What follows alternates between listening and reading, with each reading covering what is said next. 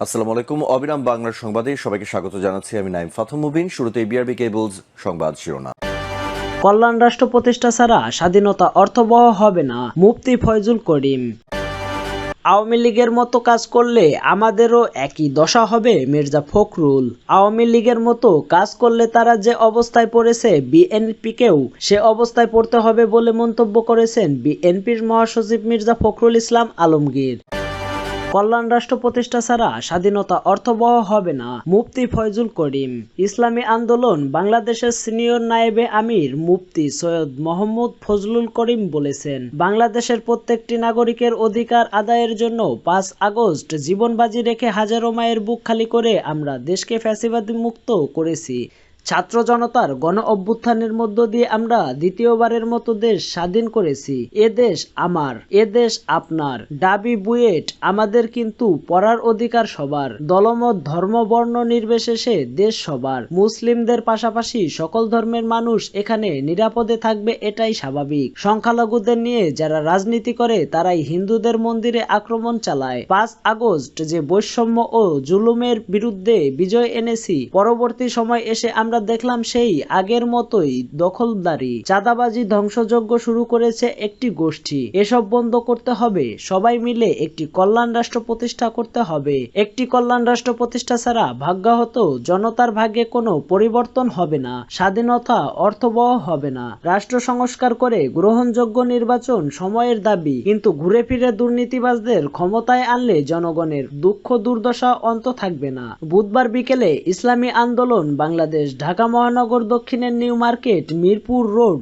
Chandrima super মার্কেটের সামনে new market থানা শাখা আয়োজিত গণসমাবেশে প্রধান অতিথির বক্তব্য রাখেন শায়েখে চরমোনাই এসব কথা বলেন। বোরকা ও হিজাব নিয়ে শিল্পকলার নতুন ডিজির আপত্তিকর বক্তব্য 92% মুসলমানের দেশে সহ্য করা যায় না উল্লেখ করে মুফতি ফয়জুল করিম বলেন, সৈয়দ জালিম আহমেদকে অপসারণ করতে হবে। ছাত্র জনতার গণবিপ্লবে সংগঠিত গণহত্যার বিচার, দুর্নীতিবাজদের অবৈধ সম্পদ বাজেয়াপ্ত ও তাদেরকে নির্বাচনের অযোগ্য ঘোষণা করা, সংখ্যানুপাতিক পদ্ধতিতে জাতীয় নির্বাচন এবং ভারতের পানি আগ্রাসনের প্রতিবাদে আয়োজিত গণসমাবেশে তিনি আরও বলেন, রকিব হুদা ও আউয়াল কমিশনকে গ্রেপ্তার করে আইনের আওতায় নিয়ে আসতে হবে। অবৈধ নির্বাচন বাতিল করতে হবে। অবৈধ নির্বাচনের সাথে সংশ্লিষ্ট সকলকে আইনের আওতায় আনতে হবে। মুফতি সৈয়দ মোহাম্মদ ফয়জুল করিম শায়েখ চরমোনাই বলেন, সমাজ ও রাষ্ট্রে উলামায়ে কেরামের নেতৃত্ব প্রতিষ্ঠা ছাড়া ইনসাফপূর্ণ সমাজ গঠন সম্ভব হবে না। ইসলামপন্থীগণ এক হলে ইসলামই হবে দেশের একমাত্র নিয়ামক শক্তি। জালিমদের হাত থেকে আলেমদের নেতৃত্ব প্রতিষ্ঠা সময়ে অনিবার্য দাবি। মুফতি ফয়জুল করিম বলেন, মুহাম্মদ সাল্লাল্লাহু আলাইহি ওয়াসাল্লাম রাষ্ট্রনায়ক ছিলেন যার ভিতর ইনসাফ নেই। যে দুর্নীতিবাদ, চোর ডাকাত, লুটেরা, ধর্ষক, জালিম, সেই ব্যক্তি কিভাবে ইনসাফ ভিত্তিক সমাজ উপহার দেবে? কাজেই জালিম ও চোর ডাকাতদের হাত থেকে ইসলামপন্থীদের নেতৃত্ব প্রতিষ্ঠার মাধ্যমে দেশে ইসলামী অনুশাসন প্রতিষ্ঠা করতে হবে। গণসমাবেশে প্রধান বক্তার বক্তব্যে ইসলামী আন্দোলন বাংলাদেশ সহকারী মহাসচিব ও ঢাকা মহানগর দক্ষিণ সভাপতি গণসমাবেশে প্রধান বক্তার বক্তব্যে ইসলামী আন্দোলন বাংলাদেশের সহকারী মহাসচিব ও ঢাকা মহানগর দক্ষিণ সভাপতি মৌলানা মোহাম্মদ ইমতিয়াজ আলম বলেন, স্বাধীনতার 52 বছরে যারা রাষ্ট্রীয় ক্ষমতায় ছিল তাদেরকে এদেশের মানুষ ভালো করে চেনে ও জানে। এসব দুর্নীতিবাজ ও লুটেদের এদেশের মানুষ আর সেকেন্ডবার ক্ষমতায় দেখতে চায় না। সমাবেশে বিশেষ অতিথির বক্তব্য রাখেন সংগঠনের ঢাকা মহানগর দক্ষিণ সভাপতি মৌলানা মোহাম্মদ ইমতিয়াজ আলম, সহসভাপতি আলহাজ আব্দুল আওয়াল মজুমদার, সেক্রেটারি ডক্টর মোহাম্মদ শহীদুল ইসলাম, সাংগঠনিক সম্পাদক মৌলানা কে এম শরিয়াতুল্লাহ, মুফতি আব্দুল আহাদ। সংগঠনের নিউ মার্কেট থানা সভাপতি আলহাজ মোহাম্মদ আবুল কাশেমের সভাপতিত্বে এবং সেক্রেটারি মৌলানা মোহাম্মদ কামাল হোসাইনের পরিচালনায় অনুষ্ঠিত সমাবেশের সহযোগী সংগঠনের নেতাকর্মীরা বক্তব্য রাখেন। আওয়ামী লীগের মতো কাজ করলে আমাদেরও একই দশা হবে, মির্জা ফখরুল।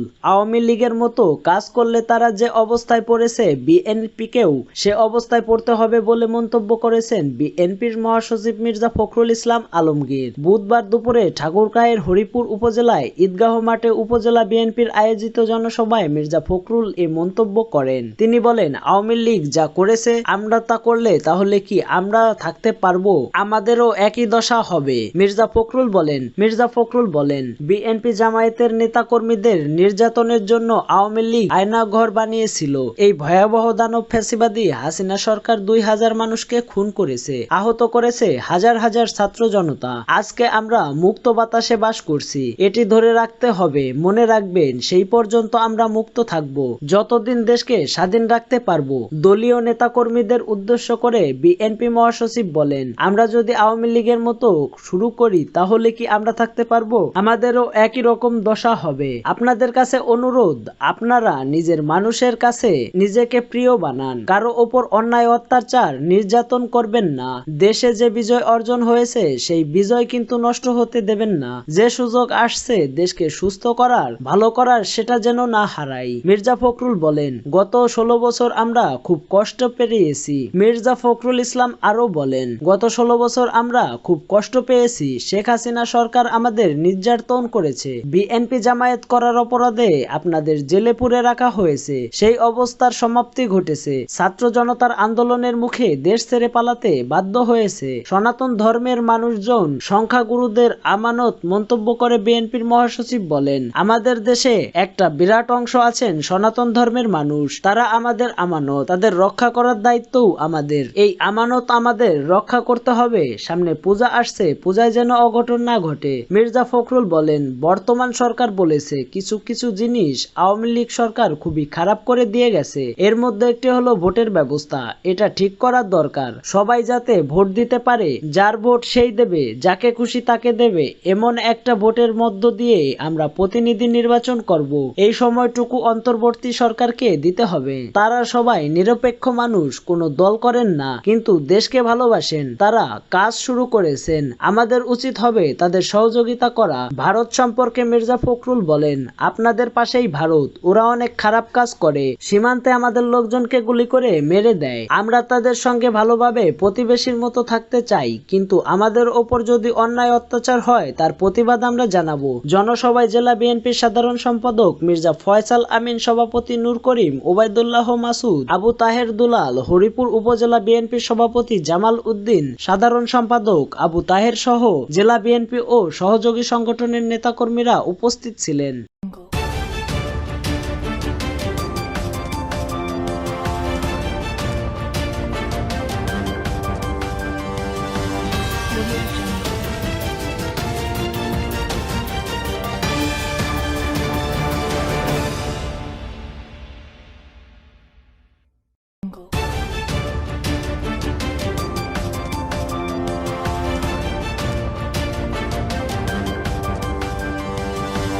Audio Jungle.